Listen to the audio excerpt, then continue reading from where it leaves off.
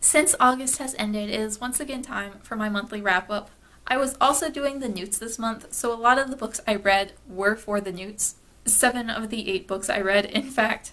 I'm not going to go through what each challenge was that I accomplished, but I got 2 outstandings and an acceptable. My 2 outstandings were in Charms and Arithmancy, and my acceptable was in Ancient Runes. I'm going to start with the one book that wasn't for the NEWTs and then get into my NEWTs books. The first book I read was The Girl Who Takes an Eye for an Eye by David Lagercrantz. This is the 5th book in the Millennium series, which is best known for The Girl with the Dragon Tattoo. I don't like these books. I gave this one 2 stars. I haven't liked any of these books. 2 stars is the highest rating I've given any of them.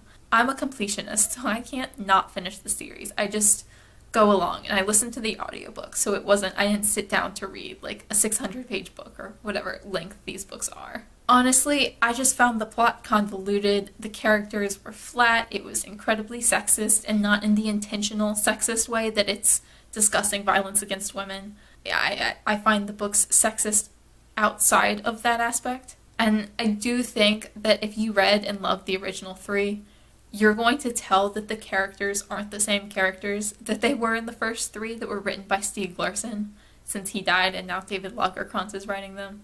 But just overall, these books are not for me. And now getting into my NEWT books. The first one I read was Prisoner of Night and Fog by Anne Blankman. This is a historical fiction novel set in Germany in the 1930s about a girl who is Hitler's niece. She's grown up believing all of Hitler's hateful rhetoric about Jews being subhuman, and then she meets a Jew, and this Jewish boy tells her that her father, who died saving Hitler's life, quite potentially was murdered. And she doesn't believe him initially, but as the book goes along, she and Daniel embark on this quest to discover what really happened to her father, and she winds up falling in love. I gave this 3 stars. I did really enjoy it. I felt like it dealt with sensitive issues that it wasn't necessarily deep enough or well equipped enough to handle, and I would have enjoyed it more had it just been a fun drama. But all in all, it was a fine book. Next I read A Walk Across the Sun by Corbin Addison. I gave this book 2 stars. This is about an American man who works for an NGO in India, and these 2 Indian girls who have been trafficked and are sold into sex slavery. I did not enjoy this book. I felt like the protagonist was just a self-insert character, and this was a hero fantasy Corbin Addison had about himself and the work he does for his NGO, because like the main character, he also works for an NGO to fight human trafficking. There was a lot of white savior trope, and I didn't like the writing, and just overall, not the book for me, and I will quite possibly be unhauling this in the near future.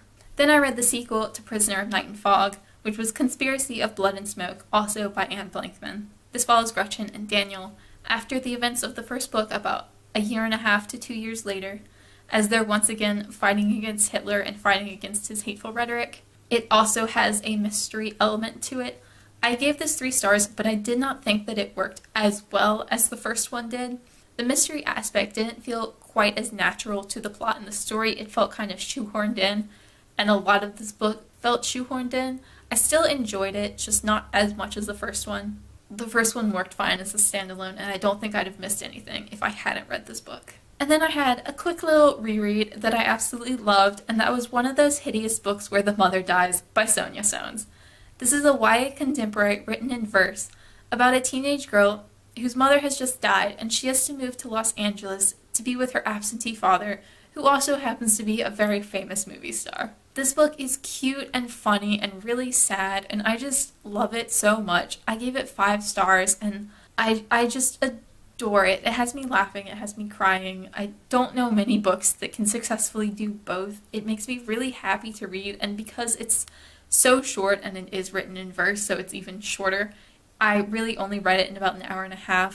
I've read this 4 or 5 times, I think, whenever I just need like a quick little pick-me-up. I do think the main character is fairly annoying. She's a bratty teenage girl who's going through a tough time, so she's even brattier than normal. But if you can deal with that, it's an utterly charming, lovely book. And one of my all-time favorites, probably. Then I read a really hyped book on BookTube, which I don't have a review for yet, but I promise it is coming, and that is The Night Circus by Erin Morgenstern. This is a historical fantasy book about 2 young magicians who are pitted against each other in a competition around a circus.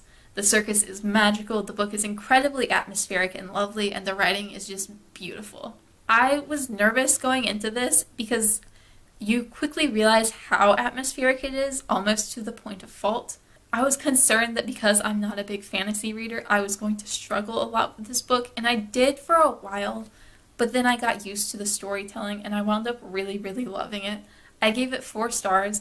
I did find that some of the human interactions and relationships felt a little bit flat for me, but just the writing and the atmosphere definitely made up for that. I think if you like really lovely atmospheric fantasy books, you will adore this. And I think if you're someone who likes a lot of action, this might be a struggle because it is fairly slow-paced. But I'm quite glad that I gave this book a try. Followed that one up with another reread because I watched the movie and then I had to read the book. P.S. I Love You by Cecilia Ahern. This book follows Holly, whose husband Jerry has just died of a brain tumor. But she finds out, a little bit after he dies, that he's left letters for her every month for the rest of the year. And in each of those letters he has an instruction. And those instructions can be as small as buy a lamp for the bedside table so you don't have to walk across the room in the dark every night, to going on vacation. He's planned everything to a T, and it's just heartbreaking and sad, and the emotion crushes me every time I read this book in tears. I gave it 4 stars, but with the caveat that I don't think this book is actually very well written. I found the writing really poor. I always forget that because I have read this book several times and I just remember the story. I think the characters can be a little bit stereotypical and flat, but honestly, I had to give it 4 stars because the story means so much to me. It makes me cry, it breaks my heart, and I just love it. I can't get enough of it. I think if you love the movie, maybe you don't really need to read the book. There's a lot more depth in the book with the letters and how she reacts to them and her personal story. But because the writing is not really up to par, I think you're fine just watching the movie. But I personally love this book so much. And the 8th and final book that I read this month was The Lightless Sky by Gulwali Pasarle. This tells the story of Pasarle as a 12-year-old refugee who escaped Afghanistan and the year-long journey he took trying to get to the UK. I gave this 3 stars. I honestly was expecting a little bit more from it.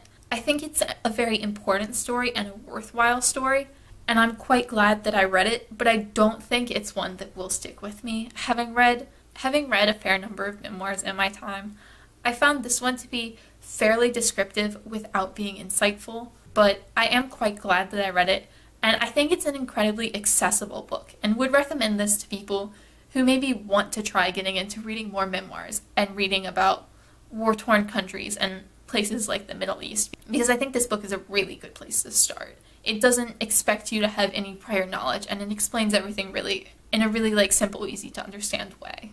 But for me, I was just expecting a little more from it, and despite his heartbreaking story, this was a 3-star read for me. I only read 4 of the 9 books on my TBR, so if you want me to read the others, just keep watching my channel because I do plan to read them in the next month or 2. I'm so bad at keeping up with my TBRs, the fact that I read 4 is fairly impressive to me. And I'm quite happy with my 8 books overall, even if I didn't get as much done as I wanted. Let me know what some of your favorite books of the month were. I would really love to hear from you guys and hear what you're reading. As always, thank you so much for watching and commenting, and I will see you guys again soon. Bye!